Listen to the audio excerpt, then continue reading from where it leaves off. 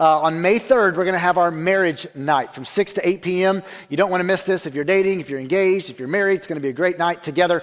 Jarrett Stevens, my best friend's coming over from Champion Forest. He and his wife Debbie are going to be pouring into us about marriage. And then Hillary and I are going to join them for a little panel. We got some fun things planned for the night.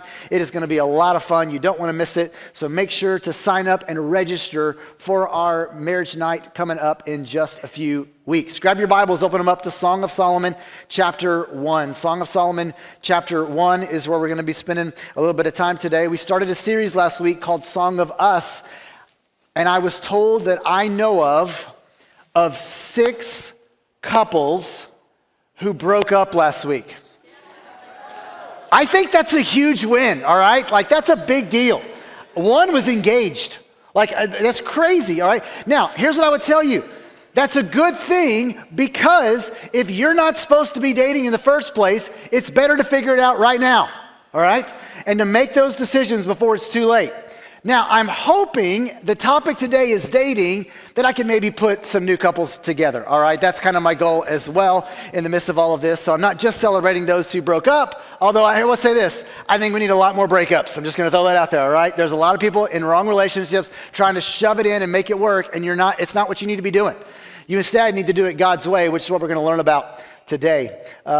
Hillary and I met our freshman year at Baylor University, and I was in a freshman leadership organization. She was in another freshman leadership organization, and we were having a mixer of those two groups together. At that particular mixer deal, I had another person that I had met that was there, and I was trying to get to know people in the other organization, and so I was kind of, who's that person? And then I saw Hillary, and I was like, okay, I want to get to know her. And honestly, I was acting like I was asking about other people, but I didn't care whatsoever about the other people. All I really cared about was I wanted to see her. And so I did what any normal guy would do. I yelled really loudly, "Who's that girl right over there?" She was like a table over from me, so loud that she could hear me. And they were like, "Oh, that's Hillary Haynes." And so I was like, "Oh, I want to talk to her."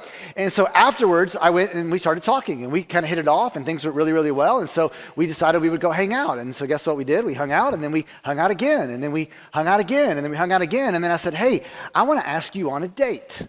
And so I took her out on a date, and then I thought the date went great. She seemed to think the date went great. So I asked her out on another date. And so then, in the late 90s, this is a big deal at Baylor University. I don't know if it still is today, but it was a big deal at that time. You had to, at that point, have a DTR. You ever heard of a DTR? Define the relationship conversation, okay? This is when you have to say, what is this? Like, what are we doing here, all right? It was that conversation where you're kind of like saying, hey, I like you, do you like me, all right? And I want to date you. Now, this is where things get really complicated, okay? Because I came from a background in high school where I dated all the time. Like, I was always in a relationship, and I like had a couple of long-term relationships. Looking back, it was the stupidest thing that I've ever done, all right? It was so dumb, all right? But that was just totally my normal. Like, it was just natural that you dated someone. Hillary, on the other hand, never dated anybody. Okay? She instead had a lot of great guy friends. In fact, some of her best friends, she would say, were guys. So here I am hanging out with her, spending time with her, and in her mind, she's thinking, this is exactly what it looked like in high school. And so there's no reason to have any kind of weird labels and clarifications. And so, now here's the deal. How could you turn that down, right? Like, I was on my game late 90s, right? This was the good stuff. You can see why I was interested in her, and then here I am coming and being like, I'm laying it all out there. Like, hey, what do you think? Let's go, and I want to date you. And she told me no. So I did what any self-respecting man would do. And I ignored it and kept pursuing her like it didn't happen, all right? So I just kept going after her, all right? And kept trying to pursue her. And sure enough, kept hanging out. And we kept spending time together. And so then a couple of weeks later, I had my second DTR. And I got told no. And then a third DTR. And then a fourth DTR. And then a fifth DTR. Then a sixth DTR. I know what you're thinking. You're a loser, all right? But I'm telling you, I just couldn't take no for an hour. I was into this girl. Like, I liked her. I wanted to be with her. I wanted to spend time with her. I just needed her to be convinced of the same thing. And I remember going into the seventh DTR. And it was like the very end of my freshman year. And I was like, this is it. Like, if she doesn't get with the program here, I am gone. I can't do it to my heart. I'm too into this girl for me to be able just to hang out and be friends and be the best guy friend she's got. I instead am all in, and I went and laid it all out there, and she told me no again. I went home from my freshman year, went back here in Houston, had a job down here, and I get a call 2 weeks after the semester was over, and she tells me, hey, I think I actually do like you, and I wanted to see if you could get back together. And so, of course, I'm a man. I stood my ground, right? Nope. Okay, I'm back. And all of a sudden, immediately got back together, and we started dating right away, all right? We dated all the way through college, and 2 weeks after we graduated Baylor University, we got married June 1st, 2002. This is a picture of the picture because we didn't even have digital photos at the time. This is just what they printed out. And so this is us on our wedding day. And now fast forward, this coming year, we will be celebrating 24 years of marriage, 4 kids later. God has been so good. He's been really, really good. Now, why was that dating thing so confusing? I don't really think the issue was the fact that we were like bad people. I don't even think the issue was the fact that we didn't really understand dating. The problem was what I thought dating was and what she thought dating was were 2 totally different things. And what we're going to find out today from the scriptures, I don't think either one of us were right. In my mind, I was thinking dating is just kind of what you do after you've been hanging out for a little bit. It's just how it works. It's just kind of the next thing you sort of fall into. Whereas Hillary at least had a lot more protection of it, but in her mind, it was something that felt so big and so weighty, she just thought, well, it's just fun to be hanging out. I don't want to have to be exclusive on this. And so therefore, we both kind of had these different impressions, and I believe if you begin to think about it today, dating is just confusing. It's just overwhelming at times. In fact, we did for a young adult service on Tuesday night, we actually did a little panel that you can post. It's there on the tap tag as well, and we're going to send it out this week on social media. We didn't get to answer all the questions last week that we know are going to come up and that are probably going to come up this week about dating. And so we just did a whole panel where we just answered questions, and one of the main things that we began to talk through was just how confusing dating is these days. But thank God we've got a book in the Bible that walks us through how to do relationships.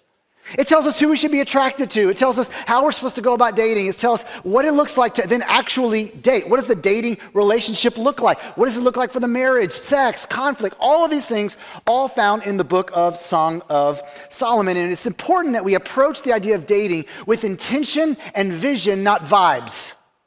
Because most people just kind of fall into it and do whatever they saw somebody else do.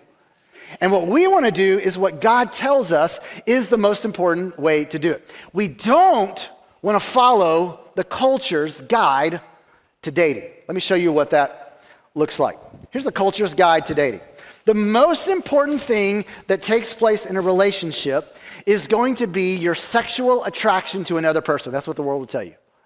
And the word intimacy here, we're going to see in just a moment, actually has a much different definition. We're going to see what God begins to say about it. But for us, for the purposes right now, I want the word intimacy to represent the physical aspect of a relationship, both what you look and what you see and what you do with each other. Whenever you make this the foundation of a relationship, what happens is you end up sleeping with someone that you don't even know. You begin to push past physical boundaries, even though you've never really spent time with that person. This is what happens whenever you begin to see about whether you have sexual energy with each other, but you don't even know their middle name. And when you build a relationship upon this becomes primary, and what ends up happening is it's a foundation that's going to be very, very difficult to sustain. What happens next is you begin to think through, okay, well, I've slept with this person, I've already been with this person, so now I've got to decide, well, do we have any kind of spark? We've got sexual spark in the bedroom, but do we have any spark in terms of our actual relationship? And here's what I would tell you. You will lie to yourself. You want to know why? Because you've already done something physically with them. So you begin to deceive yourself as to whether you've got real chemistry, and you don't even really know what it looks like because it's all based upon intimacy, sex in the bedroom. It's not based upon relationship. And then here's what happens, okay? You realize, okay, I think there maybe is something here. And then you realize, well, I'm not going to have sex all day, and so therefore I've got to spend time with this person. They kind of want to hang out. I guess now I'll really spend my time in reality and see, do we even really like kind of being with each other? And then here's what I see all the time. You got a couple that doesn't like some things about another couple, or one person doesn't like something about another person, or vice versa, but they lie to themselves. Why? Because the sex is too good. Because they've already crossed boundaries in their physical relationship, and so because of that, they begin to convince themselves that this is good and this is a thing that I enjoy. When the reality is, you don't like it at all. But the problem is that what are you supposed to do about the shame and the guilt you feel about this? And it like locks couples into being so awful to each other. Why? It's because they built themselves on the wrong foundation to begin with. And then what does that happen once you figure out, okay, well, I guess I can be around them for a little bit. Well, now I'm going to bring my people around me. I'm going to bring all the circle. I'm going to introduce them to my friends. And then what happens is the friends come in and they begin to say, I'm not positive that this person is actually best for you. But you know what? Because you're so far down the road, you don't listen to them. You just get new friends. And you isolate yourself from everybody else. Or maybe you bring them in front of your parents, and your parents are basically forced to figure out how to make this work. Why? Because you brought them in so late in the game, it's not like they could speak into it. It's not like they could watch and observe and tell you whether it's a good or bad thing. Instead, you're so far down the road, you're basically now saying, hey, mom and dad, I want you to meet the person who I think we got something going here. I think we're going to get married soon. And then what happens? Oh, we're going to plan a wedding. Oh, we got to have a pastor do the wedding. That's when I get involved. Then I get people that call me, and they're like, hey, we're already living together. We're already with each other. We've even got a kid together, or maybe we've done all these things physically together. And so do you think maybe that you could do a wedding service for us? And here's the thing. You're calling me way too late. You're calling me way too late. If you just want God, if you just want God to put a little fairy dust on top of what you've already done, here's what's going to happen. It's already happening, all right? It's going to crater. Folks, I need you to know this. What I just described is how some of you have been doing relationships all up to this point. You've got the thing so bent out of shape, what you're realizing is the moment the sex isn't great, nothing else to stand on. Because you've built it the wrong way. Do not follow the culture's normal. You don't want to be normal. Normal is screwed up. What we instead want to do is build it the way that God says, and He's given us an entire path of how to build out a relationship that allows there to be a beautiful ending because it's been built on the right foundation. Let's talk this through, okay? First one is I've got to build it with the building block of faith. I got the building block of faith. I want you to look at Song of Solomon chapter 1. Let's pick up the reading in verse 8. What I want you to notice in my Bible, it shows the headings. And this shows the different speakers. I told you there's 3 different speakers in the Song of Solomon. There's the girl, there's the guy, and there's the girlfriends, okay? What we see is that the guy speaks for the very first time in verse 8. He says, if you do not know, O most beautiful among women, follow in the tracks of the flock and pasture your young goats beside the shepherd's tents. There's a lot of imagery in Song of Solomon, so sometimes it can be confusing. Let me explain what this looks like, okay? What he's saying is that, hey, if you want to come hang out with me, then you got to go where I'm at. And where I'm at is I'm going to be around where all of the shepherds are doing what I'm supposed to be doing. And we know that the shepherds were primarily sent out from the temple. What he's saying is, I'm hanging out with God's people. So if you want to be where I am, then when I want to tell you, I would love to hang out with you. But you're going to have to come find me at a place where I'm going to be, and I'm going to be around people that are going to be God's people. Look at verse 9. One of the most interesting compliments in all of the Bible. I compare you, my love, to a mare among Pharaoh's chariots. He's saying, you throw my life into beautiful chaos. Like you make me crazy in a good way. Like I long to be around you, and I long to be with you, and you just, like, you have all of Pharaoh's chariots, and you got this mare that comes along, and it's just like, that's all I can focus on is that mare right there. That's essentially what he's saying there, meaning this, ladies, if your man comes up to you and is like, babe, you look like a beautiful mare, he's not insulting you. He's complimenting you. I just want you to know that, okay? Here's what you can't miss, though. You missed it in the Hebrew. The first word used to address her is the word my love, the Hebrew word ra'ah.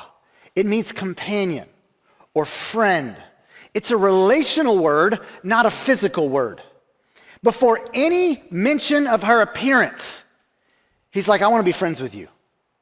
Like, I want to hang out with you. Like, I want to get to know you. He's not sizing her up from the moment that he sees her. He's instead inviting her into a relationship where he's already at, which is hanging out with people who love Jesus, who love the Lord. Look at what it says next, verse 10. Your cheeks are lovely with ornaments, your neck with strings of jewels. He's not speaking in generalities. He's naming specific things about her. A man who has faith and character is somebody who is going to be able to speak specific things that he sees in another woman because he's noticed who she is, not just what she looks like. He's not describing her physically. He's describing who she is as a person. Now, it's so important that you don't just assume this faith block.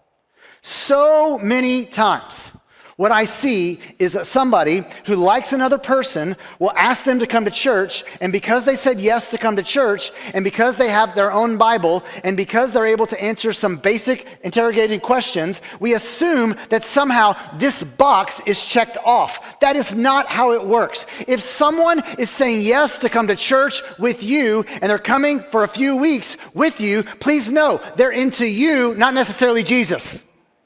So don't deceive yourself. I'm not saying it's bad, I think it's great, but we talked about it last week. One of the biggest dangers is the flirt to convert thing. And what ends up happening is you're too far down the road, and guess what? Now all of a sudden, instead of you running after Jesus, you're running after the person who said they were running after Jesus, but were really running after you.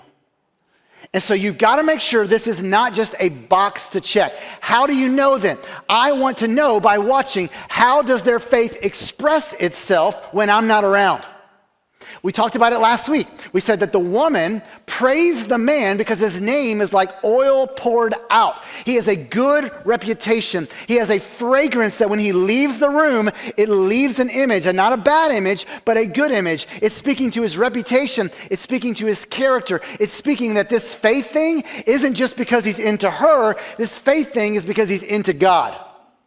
And so therefore, I don't just want to assume, well, they like going to church with me, so they must be fine. I can move on to the next part. No. What I'm begging for you to do is to run hard after Jesus and make that the single focus of your life.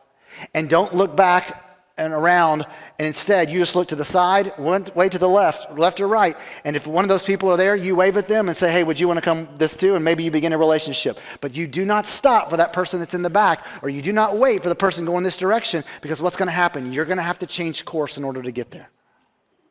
Make sure, single folks here, this is a solid block in your life.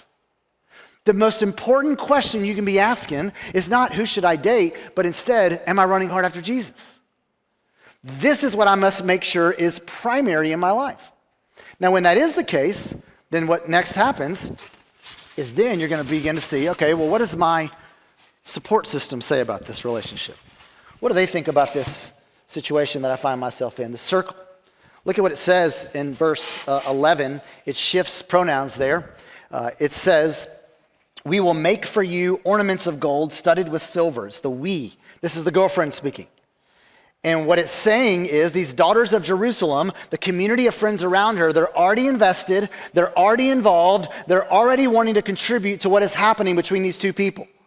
The community is not on the outside here, the community is on the inside, which bears the question, who is in your circle? If you have people in your circle and this is not their foundation, they are going to likely tell you things that you want to hear, or you're going to get rid of them out of your circle.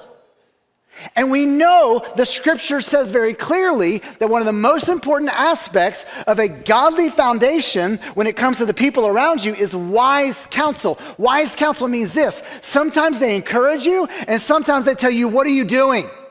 Stop doing that. So you want to bring people around. Hey, what do you think about this? What do you think about her? What do you think about him? What does this look like? It's so important that we realize it's vital that you are asking, what is my circle of people, and are they from a godly foundation? Meaning this, for some of you in this room, you do not need to be asking, who do I need to be dating? You need to be asking, what group should I be a part of? That's the most important thing in your life right now. Because at the end of the day, you're gonna be allowing all of the other things that go along to shape what that relationship looks like instead of allowing the community, which also, by the way, includes godly family, godly parents, godly folks around them. Some of you are like, well, I don't have godly family. I don't have godly parents. That's the beauty of the church. It's because you allow it to be the family that you didn't have. And they get to come alongside and they get to support you and encourage you and ask you tough questions, but also ask you exciting questions. Tell me how it's going. What does this whole thing look like? And it's so important that you invest in these relationships, because what you want to do is make sure that you are living in such a way, because guys, I talked to you about this last week. When you drop her off, like she's going inside and she's got a whole group of girls waiting to hear every detail about the date, all right? Which means this, it's not just about what you do in front of her, it's also who you are when you're not with her. Same thing goes for girls as well. I want to make sure that the community is bought in and is active in everything that's taking place. Then, in fact, let me show you this picture real quick. Take a look at this. When you get married, this is what you want. This is our groomsmen, and this is our bridesmaids at our wedding. I could tell you stories about each and every one of those guys and how they shaped who I was on that day. These are guys that challenged me. These are guys that rebuked me at times. These are guys that encouraged me. These are guys that watched this whole relationship form with Hillary. These are guys that along the entire way were there. Hillary has the same thing with a bunch of these girls, with all of these girls. And so therefore, as a result of that, on our wedding day, they stood a row of guys this way and a row of girls this way, and they were cheering on what they were getting to experience. That's what you want. Please hear me. You can't have that when you built the thing on sex to begin with. It's instead comes out of a relationship with the Lord that then leads to a circle of people. Let me show you what the next one is. Once I decide that, okay, they seem like they're great, they seem to hold up, people like them, I want to just spend some time around them, and I want to ask, do we kind of like hanging out with each other? It's one thing to love each other really, really early, and I want to tell you that I love you. That sounds great.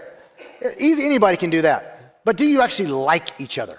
That's also very important for you to figure out. Look at what it says in verse 12. It goes back to her speaking.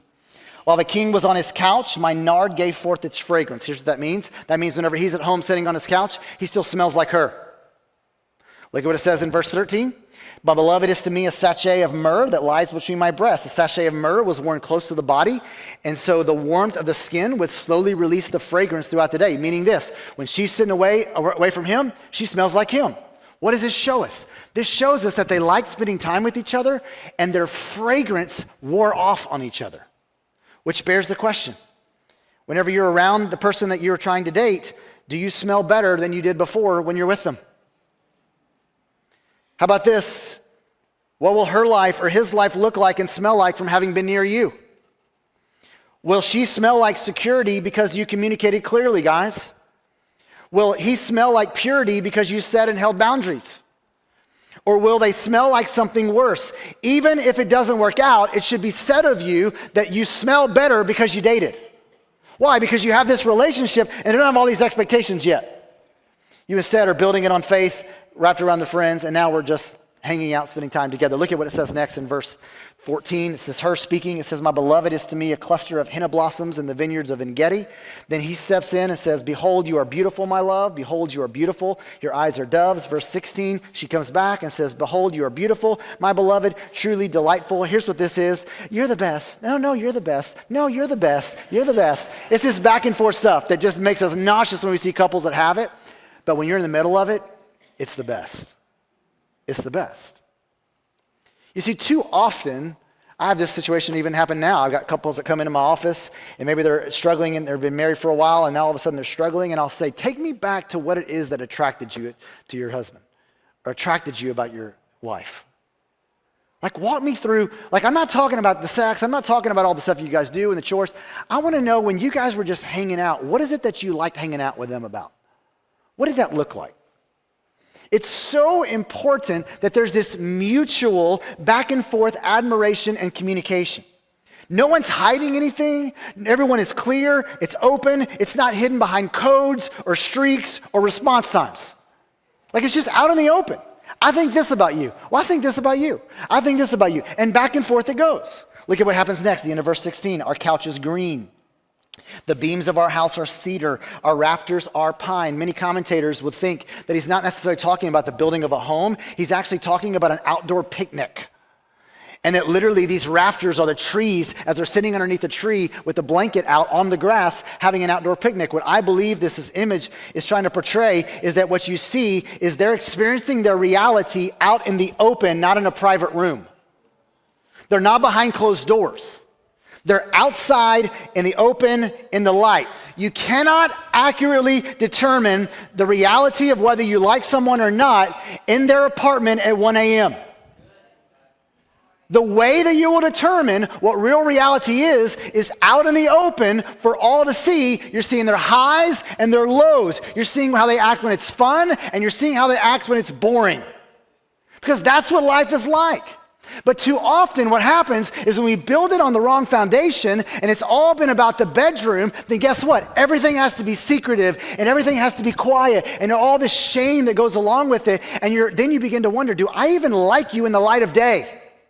I like you when the lights are turned off, but I don't know if I like hanging out with you. Please hear me. You can have sex a whole lot. You ain't having that much sex. There's a whole lot of day left. And you've got to decide, do I like being with them? Not just do I love them, do I like them? Hillary jokingly has said many times that she says, I've been married to 3 different people in my 24 years of marriage, is what she would say, all right? She says that I've changed. Now, I would say this, she's also changed. But can I also tell you, that's what makes it so much fun? Is because guess what? I'm still getting to learn her. I'm still getting to figure, and I genuinely like her. Like I like being around her. I like hanging out with her. Like if I had all the choices of who to hang out with, it'd be her. And that's because we built this thing on such a way where we knew that was the case before we had anything else complicated. And all of a sudden put pressure on it that didn't need to exist. Let me tell you the next one. Let me just mention this real quick. It's so important. There's a big difference between being intentional and being intense. Like intensity shows up with overwhelming feelings and saying everything without actually saying the one thing that matters. But intentionality says, hey, here's how I feel. Here's what I want. I'm not leaving you guessing. When there's a lack of intentionality on your part, there becomes insecurity on their part. Guys, if you like her enough to spend time with her, then you should like her enough to tell her that. Like don't just ghost her, but respond quickly. When you want to make things official, tell her. And when you know that it's not moving towards marriage, end it with clarity instead of being cold. Ambiguity is not mysterious. It's selfishness dressed up in caution. Girls, you need to be clear about your intentions. If you know after the first date that this is a good guy, but he's not your guy, then the kindness will tell him that. Dating shouldn't be so weird that you can't be friends after. It doesn't mean you have to be friends, but it means you have a relationship where you could be friends. Why? Because you built it on the right foundation. It's not one of shame, it's instead one of we were trying this thing out to see what it would look like, and we decided it wasn't for us. Look at what happens next is chemistry. It's chemistry. Look at chapter 2, verse 1. What you begin to see is a big shift take place. What you see is her speaking. She says, I am a rose of Sharon, a lily of the valleys. Remember last week we said that she said, I'm not all that pretty because I really haven't been able to take care of myself because I have to be outside working all the time. And so I'm dark complected. I'm not able to freshen myself up. And now guess what? All of a sudden now she's no longer insecure. She's saying, I am a rose of Sharon, a lily of the valleys. What has happened? Because of the foundation she built it on, now all of a sudden what the guy is speaking into her, she's now beginning to own as her own reality, which is dangerous, but mainly beautiful. If you flip it around and you're trying to all of a sudden, he's just saying whatever he needs to in order to get to do this, you're going to also believe those things, and they may or may not be true.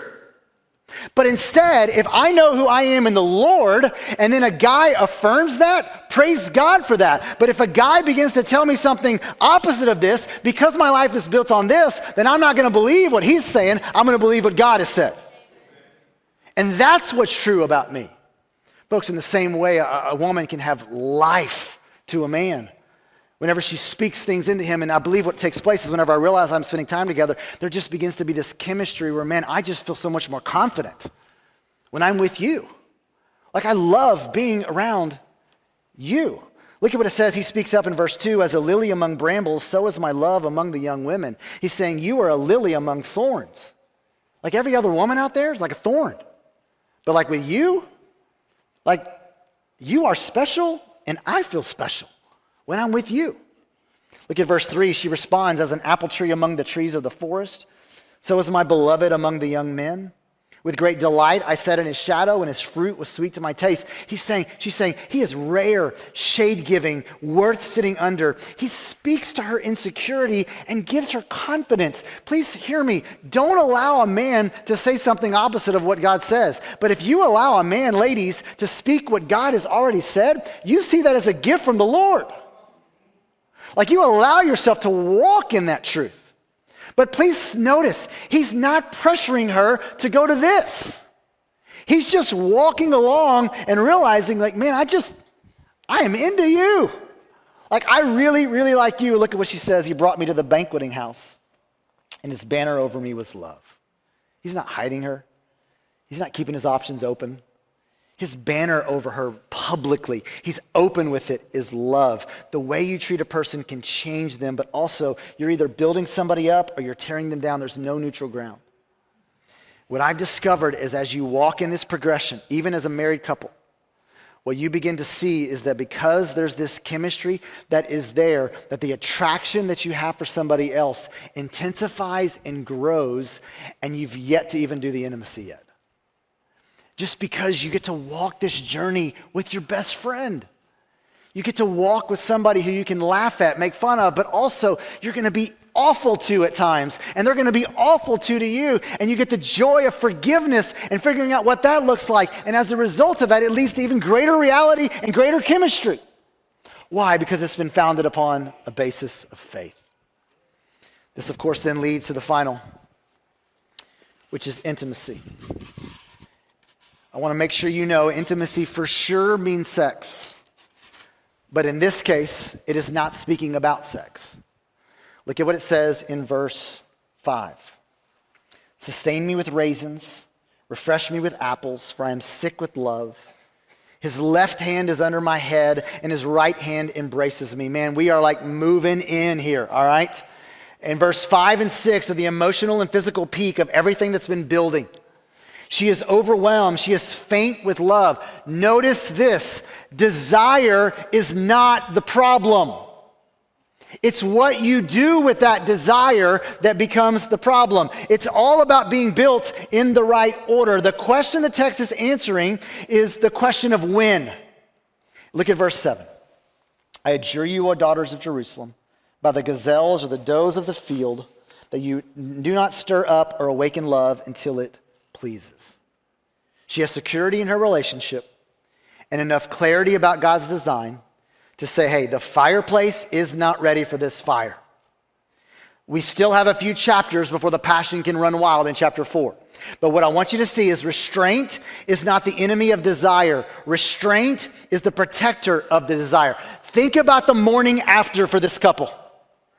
Instead of waking up to somebody that you slept with, that you haven't spent a lot of time around, that none of your family or your friends have ever met, and you feel guilt and you feel shame, for this couple, they went to bed, they woke up, and they felt none of that. They felt joy. They felt commitment. They felt good about their integrity, not only before the Lord, but for each other. I also want you to notice this. The reason why she was able to say, we gotta wait, is because the guy wasn't pressuring her to not wait. What you instead see is both of them mutually committing, hey, I am all about this, but not yet. And what I want you to see is that the intimacy that they are building is something that sex just gets to be the top benefit and joy and blessing, but it's not all of it.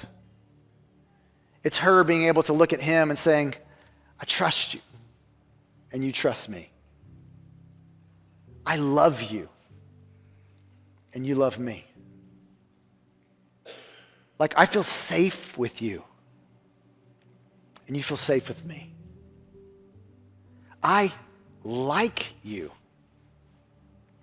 and you like me. And then what begins to happen is they're experiencing an intimacy with each other that isn't dependent upon physical things. They're experiencing an intimacy with each other that's going to allow a lifetime together of physical things that have depth and meaning and intensity and beauty. Because that's exactly the way that God has designed it. Please hear me. God is not anti-sex. He's just pro-sex more than you could ever imagine in the right order. He wants you to experience all of the blessing that he has given to you. He doesn't want you to shortchange and take a piece of it that totally messes it all up. So what does this mean? I know there are a lot of people, when you talk about topics like this, it brings shame. It brings regret. Maybe some of you are in here and you're single and you're like, man, that is not how my last relationship looked. And I'm feeling the consequences of it. Maybe you're here today and you're just feeling like, man, I want to be with somebody. The most important thing you can do is run hard after Jesus. He is all sufficient. He will satisfy. No man, no girl could ever do what Jesus can do in your life. You run hard after him. Maybe you're dating, and one of two things needs to happen. For some of you, you're dating and you're looking at this and you're like, that is not how we did it. So for some of you, what you need to do is break up today. Today. You need to call it off. Don't ask for God to sprinkle some blessing on something that at the end of the day you shouldn't be doing in the first place. For some of you, maybe you've already living together. Maybe you've already got a kid together. You know what you need to do? You need to get married this week. Call the office and we will walk with you and we will marry you this week. Do not ask God to bless something that you're not willing to step out in obedience and do the hard, right thing. If you've got a baby, I had somebody this week, and I got a baby and I'm trying to figure out what to do. Here's what you need to do. You need to be the best dad and the best husband to that family that you've already created. You need to step up and do what God's called you to do. I'm not saying that being mean. I'm saying that you do it and you get involved in your local church and let us help you. Let us help you do it right. But there's so many of us who instead approach this thing and we're thinking through, how can I get God's blessing to do what I've already decided I'm going to do? It's not how it works. Maybe some of you are married and you're like, oh, that might explain why we had such a rough first 15 years of our relationship, and it's not actually great right now. We didn't do it right. The book of Joel says this, that God can restore the years the locusts have eaten. Here's what I would tell you. Then do it right starting today. Build your relationship on faith. Give a year of your life to the local church. Serve, give, do everything you possibly can. Be there every time the doors open. And what you will discover is the best year of your life, and it'll be the best year of your marriage. Get around a group and be in godly community with other people. You both will be changing as God is working in you. So learn what it's looked like to just hang out with this new person that you're married to. Allow the chemistry to take place and then the intimacy to continue to build. God can restore what you may feel like is broken. So today what I want to plead with you is to do it right. Do it the right way. Would you bow your heads and would you close your eyes all across this room? Romans 8:1 says there's now no condemnation for those who are in Christ Jesus. Shame and regret is not the purpose of this series.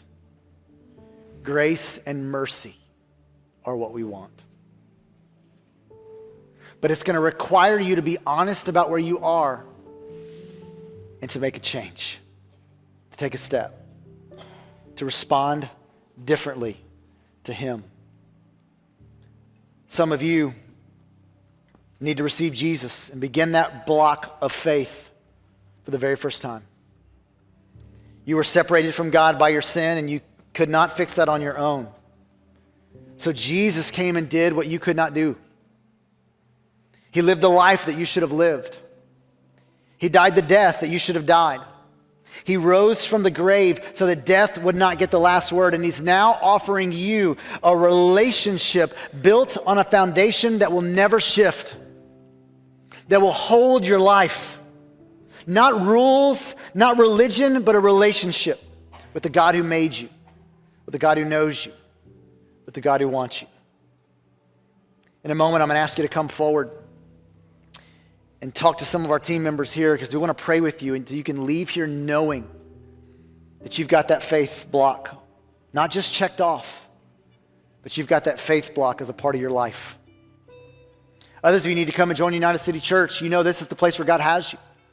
Would you come? Would you lead the way today? Maybe others need to be baptized like these two that we saw. This is your next step of obedience. Would you come and let us talk to you about your baptism? Maybe others of you, maybe a couple needs to come forward and just pray. Maybe you know, man, we have not done this the way we're supposed to. We're not currently living out what we may have started. Maybe you did do it the right way to begin, but you're not living that way now. Maybe you need to come and just pray and say, God, would you heal our marriage? Would you heal our relationship? Maybe some of you just need to pray with somebody. Maybe you have a need, a prayer need, a relational need, a financial need. Whatever it may be, if you've got a need today, would you just let us come alongside and pray with and for you? Father, I pray that you'd move in these final moments. Lead people to yourself. Give them boldness and courage to respond to you. It's in the name of Jesus that I pray. Amen. Thank you so much for joining us this morning. We can't wait to see you next week for any of our services at 8:30, 10, 11:30, or Espanol at 1 o'clock.